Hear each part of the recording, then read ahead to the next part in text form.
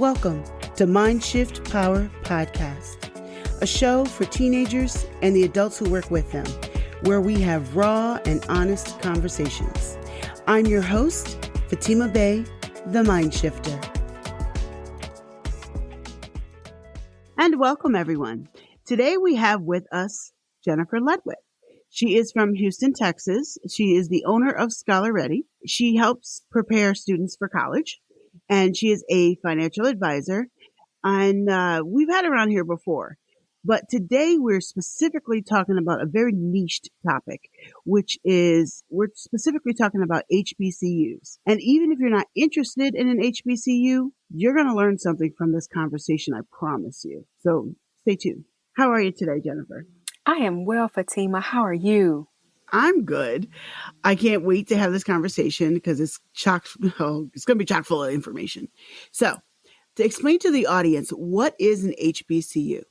All right. An HBCU is a historically Black college or university, and these are institutions of higher learning that can be found primarily in the South. However, you will encounter HBCUs in Delaware, which, depending on how you think about it, Delaware can kind of be considered the South, and Ohio. And these schools were created, many of them were created in the aftermath of the Civil War. One of the first things that people who had been freed from enslavement, from chattel slavery in America, one of those things that those enslaved Africans wanted to do after freedom is, of course, they wanted to find their family members who were pulled from them as a result of the realities of slavery. Mm. And they also wanted to become educated. And these colleges started very humbly. Often they were started by religious denominations, and they started in small places. And they were the only places that typically we could go to get an education. And there are several historically Black colleges and universities in the country now. And HBCUs, while the term is historically Black college or university, these schools are actually open to people from all ethnicities.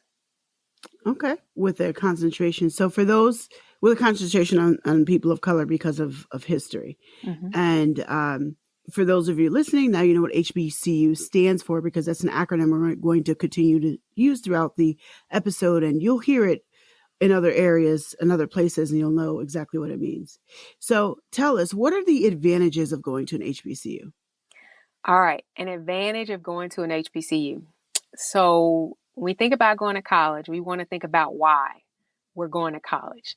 For many people, the number one reason to go to college is to be able to find a job and build a career. Right. Well, although HBCUs make up 3% of all post-secondary schools, 40% of all Black engineers graduate from HBCUs. Wow. 50% of all Black teachers graduate from HBCUs. What? I didn't know that. Yep. And 80% of all Black judges graduate from historically Black colleges and universities. Okay. Okay, you got to stop talking for a moment. I got to process that. What? Okay. 80% of Black judges come from HBCU. That's wow. Yeah, and it makes sense, because I had jury duty, and I'm here in Harris County in Houston, Texas. And I was in jury duty, and I looked up the credentials of the judge. I looked up the credentials of one of the prosecuting attorneys, because they're both Black men. Mm-hmm. And both of them had graduated from historically Black college, historically Black law school, Thurgood Marshall Law School at Texas Southern University in Houston, Texas. You know what? So, I have a friend, now that you're saying it, I have a friend mm-hmm. who is a professor of electrical engineering at a pretty prestigious technical college. And she graduated from an HBCU. And wow. I'm just still processing that. That's definitely a positive. I'm sorry, go ahead. and so it's a positive. So the professional trajectory is there for that student who wants to hop on it. Why do you And think that is? I think it goes to another advantage of going to an HBCU, and it's support. Yes. I was listening to a podcast by with Dr. Ruth Simmons one day, and Dr. Ruth Simmons most recently was served as president of Prairie View A&M University, which is a historically Black college or university. But she actually used to be the president, I believe, Brown University or another, an Ivy League college, a predominantly white institution.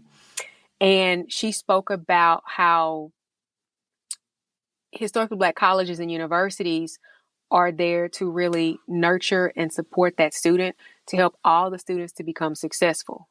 And that's a difference. Whereas at other colleges, students may have to take biology, calculus, chemistry, and those classes are considered weed out courses at other universities.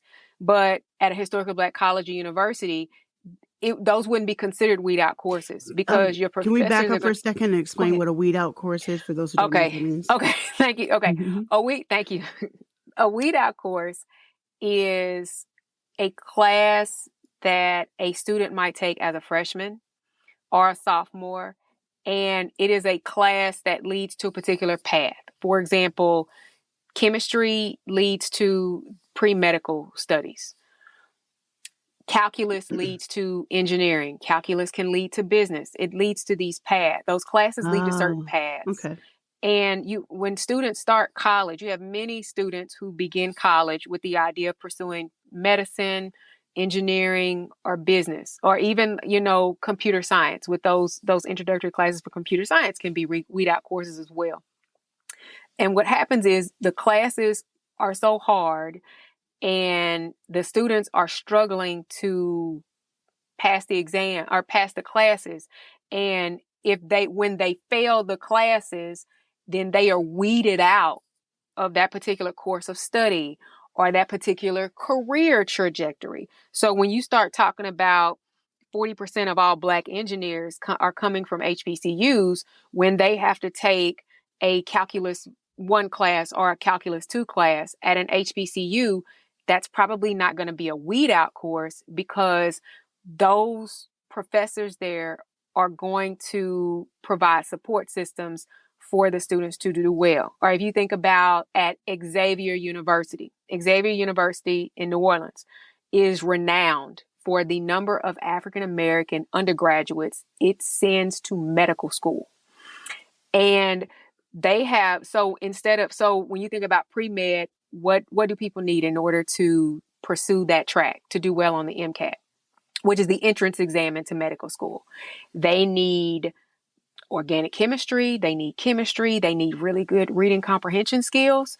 And what Xavier does is Xavier has a program set up to help those students who may have some gaps in their learning from K through 12. Xavier, instead of saying, you can't pass chemistry, you can't pass biology, okay, well, you go do something else. Instead of them saying that, they say, hey, we have this whole support network.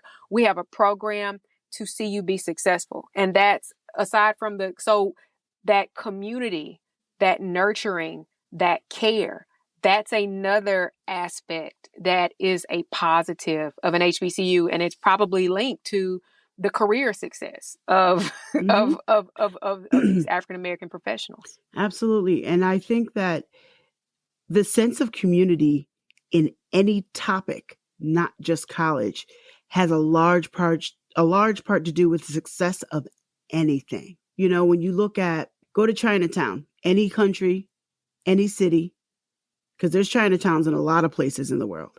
One of the reasons why Chinatowns are successful, they get into everywhere they go, Chinese get into business. That's just a fact. But there's always a sense of community that they have that helps to make them strong. You could say the same thing about Jews. You could say the same thing about Russians in certain areas. Pick somebody. And wherever you see a sense of community, there's always a stronger success at whatever they do, period. So I think that's a very, very valid point. What are the disadvantages of going to an HBCU? The disadvantages of going to an HBCU are rooted in the underfunding of historically Black colleges and universities. So when students are attending an HBCU or applying to an HBCU, they may find that the communication may be lacking. They may find that there may be shortages in the classes. There may be things may not be done as thoroughly as you may experience, as one might experience at a predominantly white institution. Do you mean things that may not be done thoroughly by the staff at the school or done thoroughly by federal government? By the staff at the school. So for example, if you were to go and register for, let's just talk about the process of going to college, of getting financial aid. Mm-hmm. Okay. You apply to universities. The common procedure is to get that financial aid award letter by a certain time and making a decision about what awards you will accept, deny, negotiate, or what have you. And then the student accepts then you move on to enrollment. And once you move into enrollment, you choose your classes in the schedule, and then you're able to receive your schedule for the year. At some point, you're also signing up, if you choose to go to school on campus, you're also signing up for housing. And you have this very clear step-by-step process as to how you obtain housing. You follow the steps and you get what you need in a timely manner. In order for those things to happen in a timely manner, you need personnel. Right. Personnel requires money. Right. And often historically Black colleges and universities, in the words of our education secretary, Miguel Cardona, said for far too long, our historically Black colleges and universities have been punching above their weight. So our historically Black colleges and universities are doing the most with what they have. And there was a study that came out from the National Center for Education Statistics. And so I want to step back and talk about HBCU. So you have different types of historically Black colleges and universities. You have private ones, for example, Morehouse, Spelman, mm-hmm. Those are private ones. Then you have your land grant institutions. For example, Prairie View A&M University is a land grant. It was created as a part of a land grant in the state of Texas from the federal government mm-hmm. as an institution. Now, when we talk about, so when I talk and just like Texas A&M University in Texas is a land grant university. But you have private universities that are not land grant colleges. For example, Harvard I highly doubt Harvard. I highly doubt Yale. I highly doubt those are land grant colleges. So when I talk about underfunding, I'm comparing land grant colleges to other land grant colleges. So when we think about land grant colleges, think about the state flagships of schools. For example, in Oklahoma, the University of Oklahoma is a land grant institution. Oh. So when we think about comparing it, so when we think we're going to compare predominantly white land grant institutions in the South, and then we're going to compare them to their counterparts that are HBCUs. When you compare the HBCUs to their PWI counterparts, predominantly white institutions, those HBCUs from 1987 to 2020 have been underfunded by $12 billion. Wow. I'm not surprised, though. It's one of the many other ways we've been othered. Yes. And that's also why it's a challenge for us to receive monies to pay for it. For most students, their largest source of scholarships will come from their college or university. Right. Now, imagine you're attending a school that has been underfunded. So if you compare the resources at a PWI, that's a land grant, or a land grant institution that's a predominantly white institution, to a land grant institution that's an HBCU, how can you the resources, the disparities are so large. So that goes into the lack of scholarship monies that are available. So And no, go ahead. Go go ahead. ahead. And I want to say this because I want people who attend HBCUs to know that you're not crazy. Like, if you find that some things are easier when you apply to a PWI versus when you apply to HBCU, you're not crazy. And it's often it can be circumstances beyond your control. It's a part of Hmm. it's a part of systemic racism. Okay. But just because the systemic racism exists doesn't mean you can't move in the direction you want to go. You just Right. got to move a little differently. Right. So let's talk about that moving differently. So we talked about the problem. What's the solution? What can they do to up the ante or to increase the likelihood of them getting all the funding they need? Start early. Start early. Start looking at what it's going to take to pay for everything. And for people who attend my seminars, I have people leave with a spreadsheet that allows them to have a conversation with family members and the student about who is paying for what when, Yep. and start having that conversation about that, and then start looking at the different opportunities. I'll tell you, I had a conversation this past week with a woman who has a seventh grader, and she says, "Oh, I'm just too late. I didn't," she feels like, "Oh, I didn't save enough money." And, as a financial planner in school, we're taught to tell people, okay, you're going to run this cash flow analysis and you're going to calculate if college costs, you know, if college is going to cost $100,000 for all 4 years for a student at a given particular time. Well, you're taught to reverse engineer and calculate how much that parent needs to invest for that student over 18 years to reach that $100,000 goal. And then, Well, okay, mhm. that's nice. But then we get into the pragmatic aspects of Right. raising children and just the pragmatic aspects of life. So many things happen over 18 years. And I think parents beat themselves up because they couldn't make those deposits into college savings consistently for 18 years. And in my observation, most parents are doing the best they can do. So Yeah. if you get to the point where your child is, say, in the seventh grade and you don't have 50% of your students' college funded, maybe life happened to you and you just couldn't do it. Don't Right. beat yourself up about it.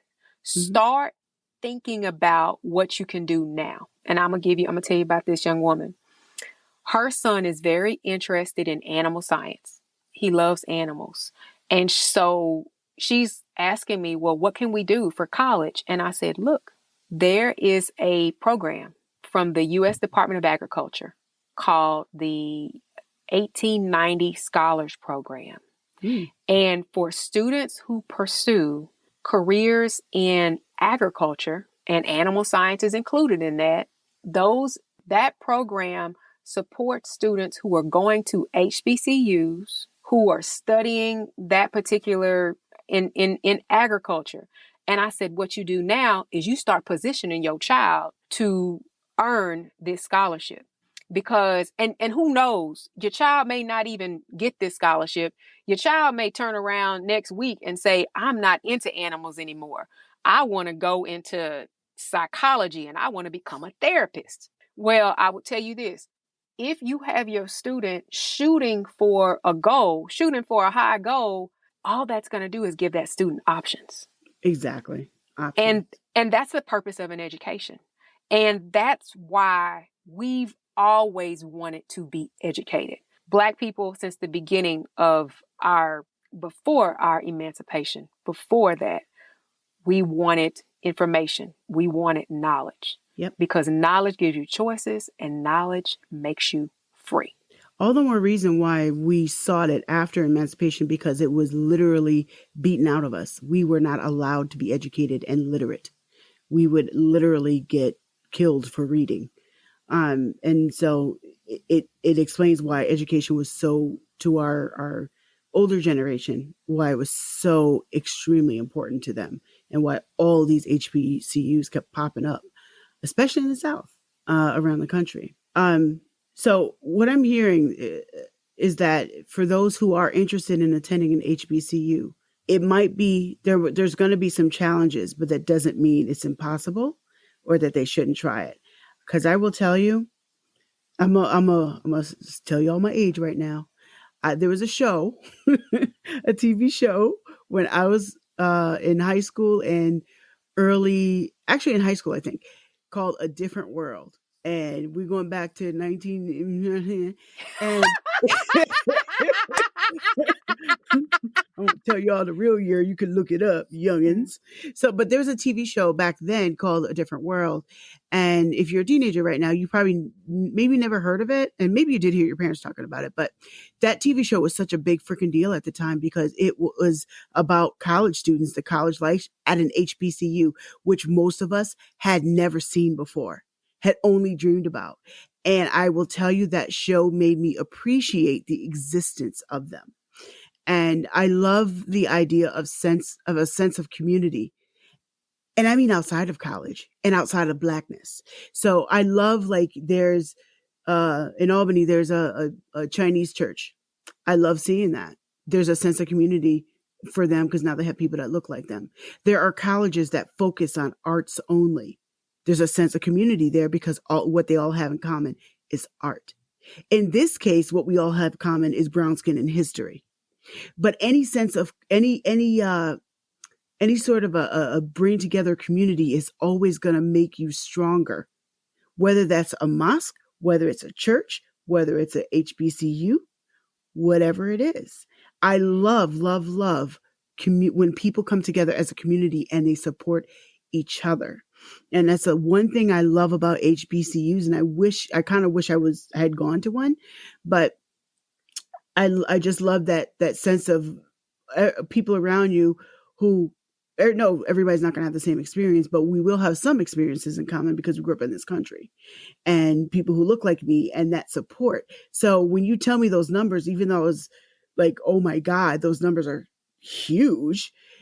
If I sit down and I think about it, well, there's a support system. So I guess it doesn't surprise me if I think about it that way. I just think that it is a beautiful thing. And I think that all of you listeners should find your own community. Right now, we're talking about HBCUs, but I don't care if you're white, Chinese, Indian, tall, fat, short, skinny, blue, whatever. Find your community of supporters. I strongly believe in centralized communities instead of this all-inclusive, everybody's bland, blah, fake, stupid crap. Now, I do believe in inclusivity, but we've gotten so imbalanced with it that's why I say it that way. But the sense of community is just so important. And, group therapy sessions with people that have been through the same thing, there's a sense of community there too, which is why I do them. That sense of community is so, so, so important. I'm sorry, I'll go on and preach all day long because I just feel so strong about it. And I think it's a beautiful thing. And I love I love the numbers that you're bringing here and some facts. And the real talk about everything ain't perfect. Just because you go to HBCU doesn't mean all of a sudden your blackness is beautiful and everybody's perfect. Don't expect that either. Right? Correct. Just like any other community full of humans, you're gonna have some stuff. But there's a beauty in it that I can definitely appreciate. I think even if I wasn't Black, I'd probably still appreciate it because I just believe in a sense of community. Now, tell the audience what services you offer at Scholar Ready. All right. These are the services that I offer, especially for those of you who are considering applying to HBCUs. I help families, first of all, with the financial aspect of it. So if you need some financial planning around juggling the demands of college and any other priorities you might have at this age, they're looking forward to their students graduating college. They're also looking forward to their own retirements, and that can be a balancing act. So I'm a certified financial planner, and I help families with that. Another thing that I do is I help to create the conditions to help the students have options. I don't know what a student is going to major in. One student can tell me one day they're going to major in, for example, in that previous example, may want to study animal science. The next minute they want to study psychology. I create the conditions to help them to have options no matter what road they want to take. And That's I do awesome. that through preparing students for PSAT, SAT, ACT. I also help them to improve their reading comprehension, their writing skills, and their math skills. So do you help students, can you help students anywhere in the country or only in Texas? That's a good question. Anywhere in the country, anywhere in the country. I meet students online. I've been meeting students online since since years before this became a norm with the onset of the pandemic. And if you are listening, this is the second time I've had Jennifer Ledwith on as a guest. I will say, based on our conversations that we've had off the air, I haven't met anyone that knows more about the subject than her. So if you are looking at an HBCU, I strongly recommend you talk to her. And as you can hear, she gives you real honest responses and realistic advice, because sometimes people give you idealistic advice, which is not helpful to most people. She gives you realistic advice. So I strongly recommend that you reach out to her. If you're just looking for help to go to college in general, but especially HBCU. And I do think that if you are going to an HBCU, you need help unless you have somebody who already has been through it and they know the path because they've done it. Okay, fine. But most people haven't. And so you need somebody who really kind of specializes in that too. And so how can people find you? They can find me at scholarready.com. And I believe you're going to put these links in the show notes. Yes. Also, reach out to me there's a link with my Eventbrite page, and I'm hosting events throughout the year about how to go to college for free, HBCUs, and that allows people to get a hold of my ebook, 50 Ways. It's 50 Ways to Win Scholarships. There's also an essay writing ebook that guides people through very common topics that they will encounter as they are completing their college admission and scholarship applications.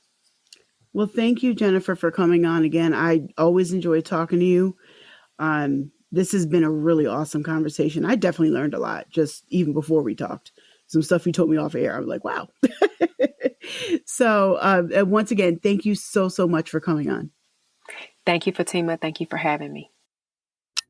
And now for a mind-shifting moment.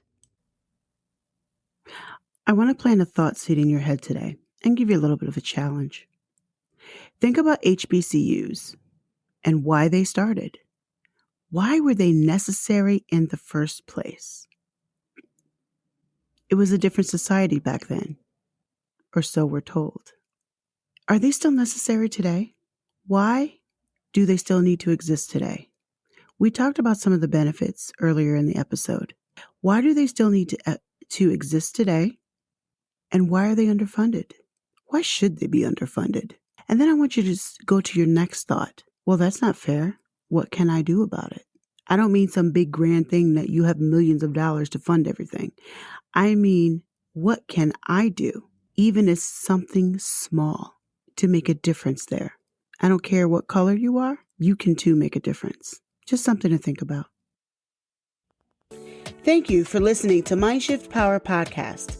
Please like and subscribe to my YouTube channel at The Mindshifter.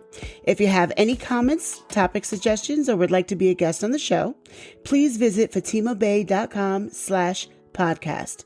Remember, there's power in shifting your thinking. Tune in for next week.